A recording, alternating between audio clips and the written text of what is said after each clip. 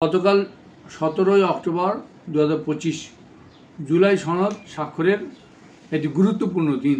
এই দিন জুলাই আন্দোলনের শহীদ ও আহত পরিবারের নামে কিছু সুযোগ সন্ধানী গোষ্ঠী বিশৃঙ্খলা সৃষ্টি করতে মানিক মিয়া অ্যাভিনিউতে আসেন। তারা জুলাই সনদের যে স্বাক্ষরের মঞ্চ সেটাকে আগুন দিয়ে পোড়ায় দেন। তাদেরকে প্রতিহত করতে আইনশৃঙ্খলা বাহিনী সাউন্ড গ্রেনেড এবং টিয়ার গ্যাস মারে। পরিবেশ একটু উত্তপ্ত হয়ে যায়। তাৎক্ষণিক এই ঐক্যমত্য কমিশনের সহসভাপতি জনাব আলী রিয়াজ সাহেব জুলাই সনদের জরুরি সংশোধনী আনেন এবং ক্ষমা প্রার্থনামূলক বক্তব্য দেন। আপনারা তার সেই বক্তব্যটা শোনেন।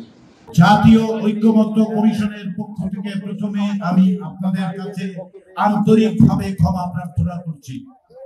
আজকে আপনাদেরকে এইভাবে দেখা করতে হচ্ছে, সেটা আমাদের জন্য শুধু লজ্জার, ক্ষোভের, দুঃখের বিষয় না, আমাদের জন্য এর চেয়ে বড় রকমের পরিস্থিতি কখনোই আমরা মনে করি না।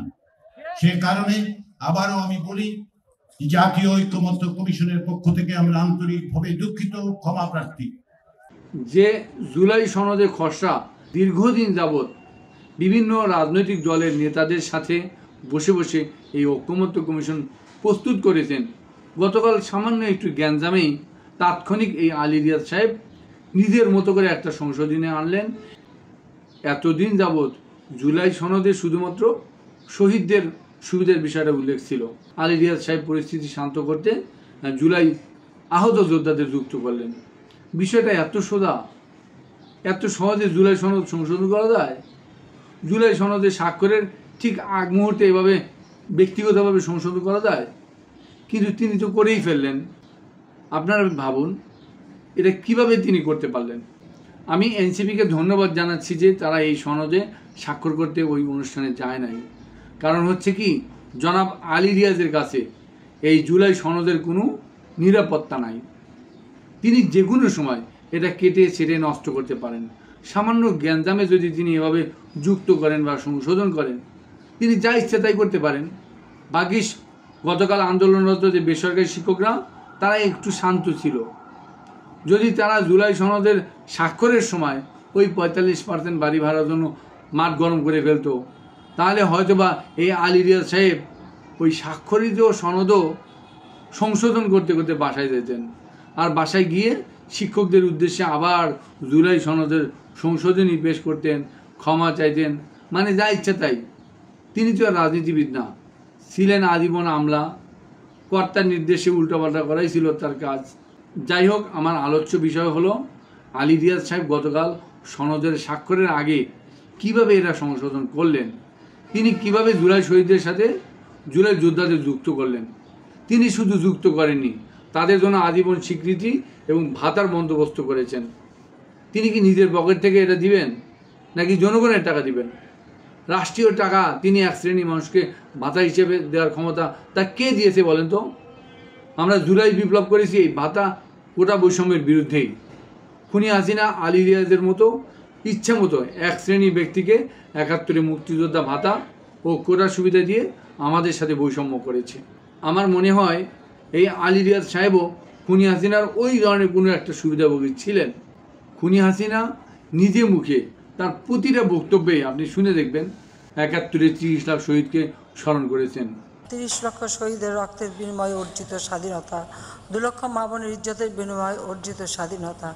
কিন্তু এই খুনি হাসিনা এক শ্রেণীর স্বার্থ অন্বেষী সন্ত্রাসী আওয়ামী সমর্থকদেরকে তিনি মুক্তিযোদ্ধা হিসেবে ভাতা এবং তার পরিবারের সদস্যদের মুক্তিযোদ্ধা কোটা সুবিধা দিয়েছেন। ওই হাসিনা মাগি শালীর একটা কমন সেন্স নাই, তার একটা মাথায় একটা ঢোকে নাই যে 71 সালে 30 লাখ যদি শহীদ হয়, যোদ্ধা অবশ্যই 30 লাখের বেশি হবে, কারণ এই 30 লাখ তো 71-এর আগে শহীদ ছিল না। এই মাগিদের সারা দেশ মিলে প্রায় 10 থেকে 12 লাখ পরিবারকে এই মুক্তিযোদ্ধার সুবিধা দিয়েছে। আমি কিছু কিছু সুবিধাভোগীদের এভাবে দেখেছি যে তাদেরকে মুক্তিযোদ্ধা হিসাবে গেজেটভুক্ত করে নাই, কিন্তু কোনো মতো একটা নামমাত্র সনদ দিয়েছে, মুক্তিযোদ্ধা সনদ, মানে এমনি দিয়েছে, দিয়ে তাদেরকে ওই ভাতা কোটা সুবিধা দিয়েছে। মানে এরা হচ্ছে ওই হাসিনার আওয়ামী লীগের একান্ত কর্মী। নির্দিষ্ট পরিবারে এভাবে ভাতা করার সুবিধা দিয়েছে যে ভোট কেন্দ্র যেন দখল করা যায়। আর এভাবে ওই সুবিধাভোগীদের দিয়ে ভোট কেন্দ্র দখল করে এতদিন হাসিনা ক্ষমতায় থেকেছে। তার মানে বুঝেছেন হাসিনার ৭১ ব্যবসার ধরন। এই আলী রিয়াজ সাহেবরা হাসিনার এই ৭১ ব্যবসাকে এতদিন যাবৎ প্রমোট করেছে। আর আজকে তিনি জুলাই সনদের নামে কতিপয় স্বার্থান্বেষী মহলকে সুবিধা দেওয়ার ধান্দা করেছেন। জুলাই বিপ্লবের নামে কার এমন সাহস আছে যে এভাবে সুবিধা দাবি করে? জুলাই বিপ্লবে আমরা যুদ্ধ করেছি। আমরা যারা যুদ্ধ করেছি, আমরা কি কোনো স্বার্থের জন্য যুদ্ধ করেছি? আমরা যারা হাসিনার আমলে বারবার বিসিএস ভাইভাই দিয়েছি, কিন্তু ওই হাসিনার যে সুবিধাভোগী পেতাত্তা মুক্তিযোদ্ধা কোটাভোগীদের কারণে আমরা বঞ্চিত হয়েছি। আর এই কারণেই আমরা এই দেশকে এই হাসিনার ওই বৈষম্য থেকে মুক্ত করার জন্য এই লড়াইয়ে অংশ নিয়েছি। একটু চিন্তা করুন, আবু সাইদ যে শহীদ হয়েছে সে কি কোনো ধান্দাবাজি বা সুবিধার আশায় কি এই চিন্তা করে কি শহীদ হয়েছে বলেন? এই যে দেখুন আবু সাইদ যখন পড়ে গেল, শহীদ হয়ে পড়ে গেল, তাকে যে ধরে নিয়ে গেল তারা কি সবাই শহীদ হয়েছে?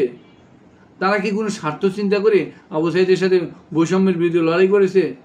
আর যারা জুলাই যোদ্ধা আহত বলে বা শহীদ পরিবার বলে স্বার্থের জন্য লড়াই করছে, ওরা কি আদৌ দেশকে বৈষম্য মুক্ত করার জন্য লড়াই করেছে নাকি স্বার্থের জন্য লড়াই করেছে? জুলাই যুদ্ধে কি শুধু ১৪০০ শহীদ হয়েছে? অসম্ভব। আরও লাখ লাখ আহত শহীদ এবং যোদ্ধা রয়েছে যারা দেশের জন্য লড়াই করেছে। তারা তো কোনো ধান্দাবাজ না, সুবিধা চায় না, তারা দেশের জন্য লড়াই করেছে। বিগত ১৬ বছর হাজার হাজার মানুষ গুম খুনের শিকার হয়েছে। হাসিনা কাদেরকে গুম খুন করেছে, কাদেরকে জেল জুলুম নির্যাতন করেছে? শুধুমাত্র খাঁটি দেশপ্রেমিক যারা প্রকৃত নাগরিক, দেশে কল্যাণ চায়, তারাই কিন্তু হাসিনা নির্যাতনের শিকার হয়েছে। আর যারা জুলাই শহীদ পরিবার দাবি করে যারা ধান্দাবাজি করছে, আহত পরিবার দাবি করে যারা ধান্দার জন্য লড়াই করছে, ওরা বলতে পারবে ওরা কি হাসিনা কোনো অত্যাচারের শিকার হয়েছে আগে কখনো? তারা প্রমাণ দিক হাসিনা আমলে তারা কয়টা মামলা ফেস করছে। এজন্য এই শহীদ পরিবার বা আহত ওদেরকে প্রশ্ন করা উচিত যে ওরা জুলাই বিপ্লবে অংশ নিয়েছে দেশকে বৈষম্য মুক্ত করতে, নাকি না এরকম সুবিধা পাওয়ার আশায়। আপনি যদি এই প্রশ্ন করেন তাহলে এরা কেউ এই দান্দাবাজি বা সুবিধার জন্য কখনোই মাঠে নামবে না।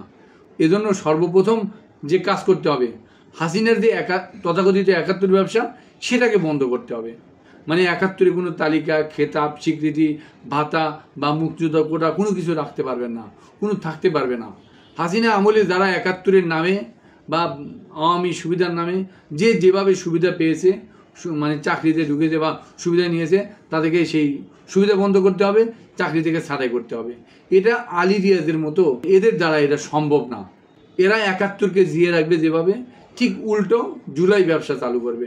জুলাই নামে কতিপয় ব্যক্তিকে সুবিধা দিবে, শহীদদের ভাতা দিবে, আহতদের সুবিধা দেবে, এই একটা ব্যবসা চালু করে আবার বৈষম্য সৃষ্টি করবে।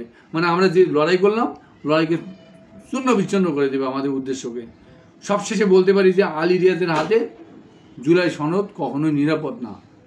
আলী রিয়াজদের মতো ব্যক্তিদের কাছে জুলাই সনদ থাকলে এই জুলাই নামে লাখ লাখ ধান্দাবাজ সুবিধাভোগীরা এই মাঠে নামবে। তখন এই আলী রিয়াজরা সামাল দিতে না পারলে সাথে সাথে নিজের মতো সংশোধন করে কেটে ছিঁড়ে ওরা ইচ্ছা মতো চেঞ্জ করে ফেলবে।